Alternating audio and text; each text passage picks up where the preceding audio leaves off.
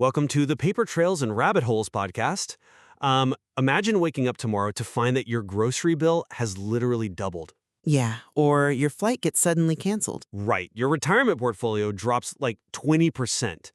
And all of this happens just because one narrow stretch of water 7,000 miles away was blocked overnight.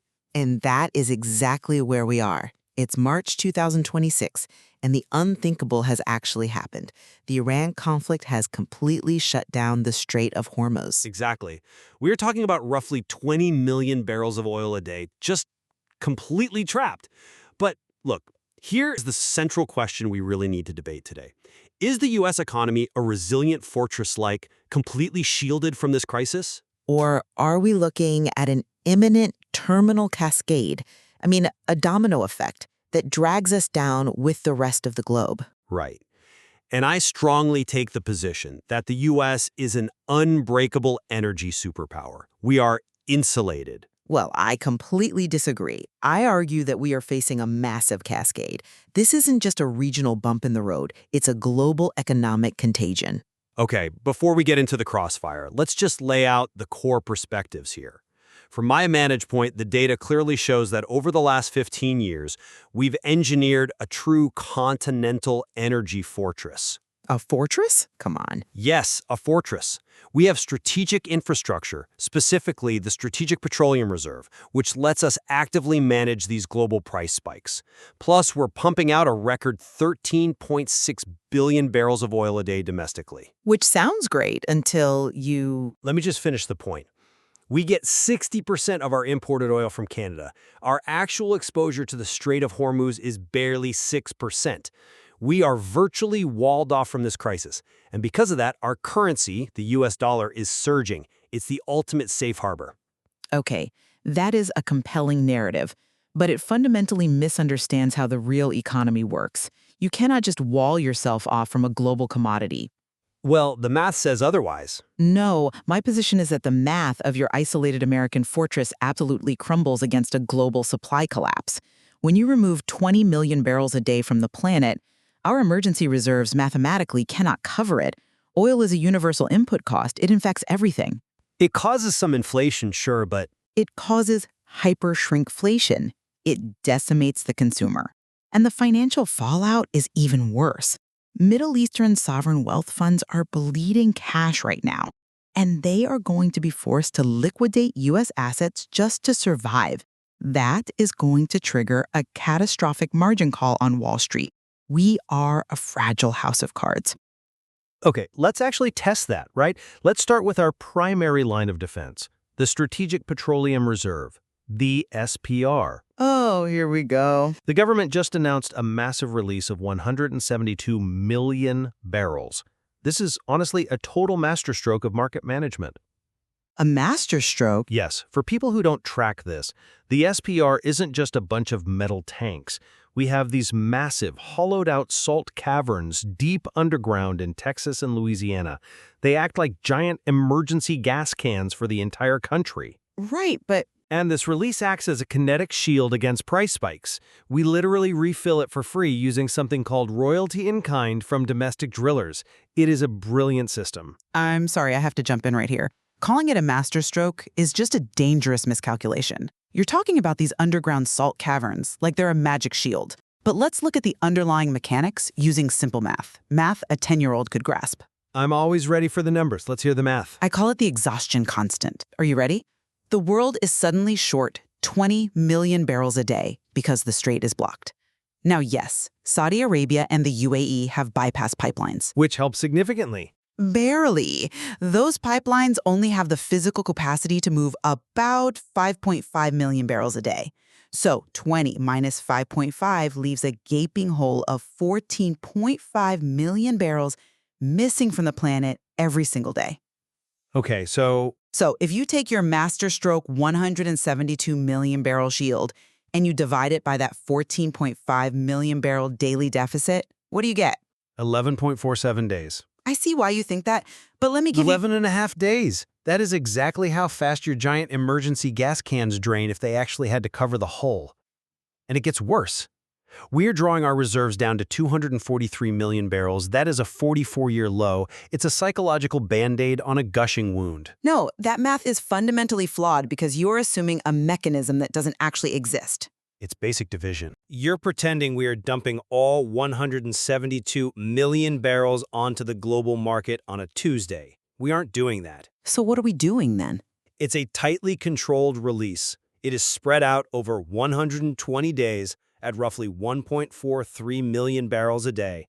It is specifically designed to calm the panic, to buy time for U.S. drillers to step up. Buy time. Buying time does not matter if the global price of oil infects everything we buy in the meantime.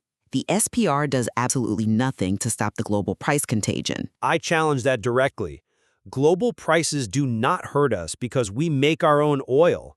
I mentioned this in my opening. Only 6% of our imports come through Hormuz. We pump out 13.6 million barrels a day from places like the Permian Basin. We are an independent energy fortress. You are completely ignoring how the real world operates.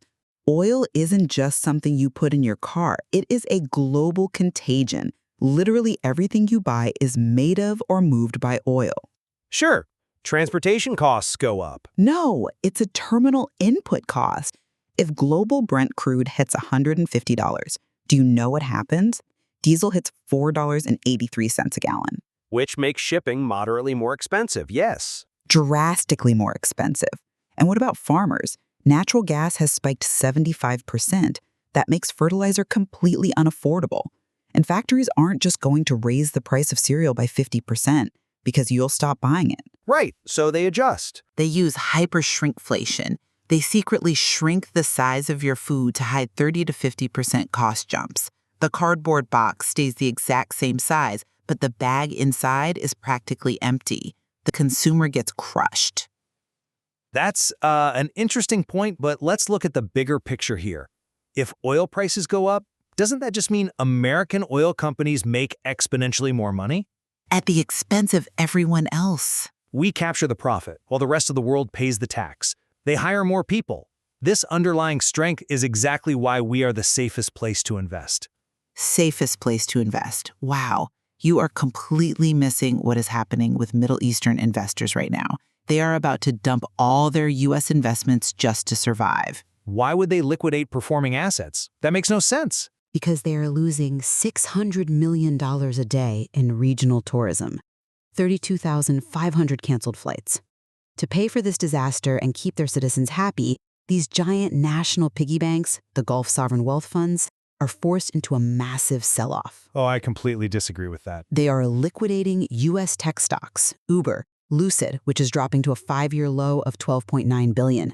And when they dump those stocks, it triggers a catastrophic margin call on Wall Street. Okay, wait. I have to interrupt here because what you are describing is literally financial suicide. It's survival. No, funds like the Saudi PIF, they have a $5 trillion rainy day pot. $5 trillion. If they sell in a panic, they destroy their own wealth.